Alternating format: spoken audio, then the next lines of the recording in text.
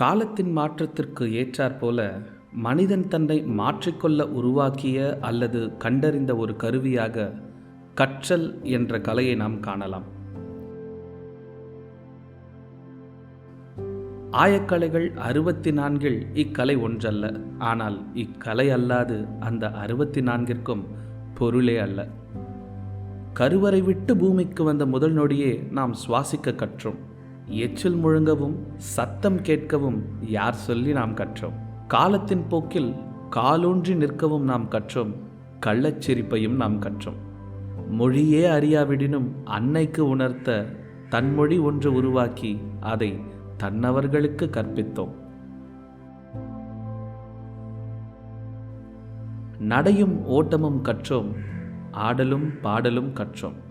அழகு தமிழை ஆழமாய் கற்றோம்.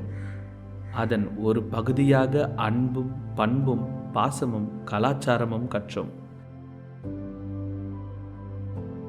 காலப்போக்கில் சில கள்ளத்தனங்களும் கற்று வேண்டும் வேண்டாமென ஒதுக்கவும் வெறுக்கவும் விரும்பவும் அணைக்கவும் கற்றோம். கண்டதையெல்லாம் கற்றோமோ இல்லையோ, உணர்ந்தவையை எல்லாம் கற்றோம். பின்பு அந்த உணர்ச்சிகளையே அடக்கவும் கற்றோம். உன்னிப்பாய் கவனித்து கற்கும் கலையை நாம் எங்கு கற்றோம் என்று யாருக்கும் தெரியவில்லை. ஆனால் கற்றல் இல்லையில் எந்த கலைக்கும் இங்கு மேன்மை இல்லை.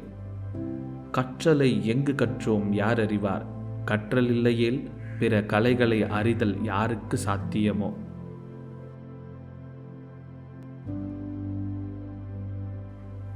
பிறர் சொல்ல கேட்டு கற்பது ஒரு வகை. பிறர் வாழ பார்த்து கற்பது ஒரு வகை. தானே அனுபவிப்பது ஒரு வகை. பிறர் அனுபவத்தில் துணை நின்று தான் கற்பது ஒரு வகை. துணையின்றி தானே கற்பது ஒரு வகை. ஒன்று கூடி குழுவாக கற்பது ஒரு வகை. எவ்வகையேனும் கற்றல் என்ற கலை ஒன்றே. அதை அனுபவிக்கும் முறையே மாறுபடுகிறது. எவ்வகையேனும் பாடம் ஒன்றே.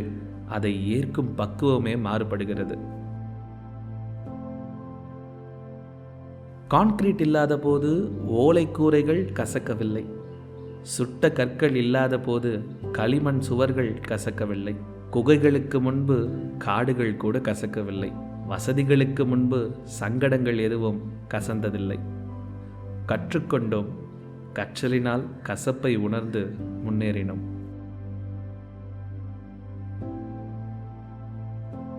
கொஞ்ச காலம்தான்.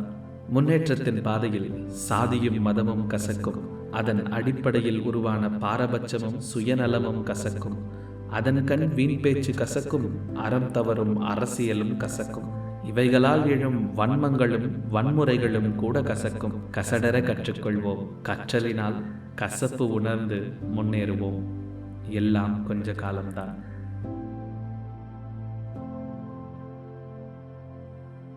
தவிர்க்க முடியாத ஒரு அங்கமாய் அத்தனை ஆன்மாக்களிலும் ஊறிப்போனது இந்த கற்றல் என்ற கலை. அது இருக்கும் வரை எக்கவலையுமின்றி மனதில் நிம்மதியுடனும் முகத்தில் புன்னகையுடனும் வாழ்வில் நகர்ந்து கொண்டே இருப்போம். வளர்ந்து கொண்டே இருப்போம். வள்ளுவன் வாக்கு. ஒருமை கண் தான் கற்ற கல்வி ஒருவர்க்கு எழுமையும் ஏமாப்புடைத்து. விளக்கம். ஒருவன் ஒரு பிறவியில் கற்ற கல்வி அவனுக்கு இப்பிறப்பில் மட்டுமல்லாது எழும் பிறப்பிலெல்லாம் கூடவே சென்று உதவும்.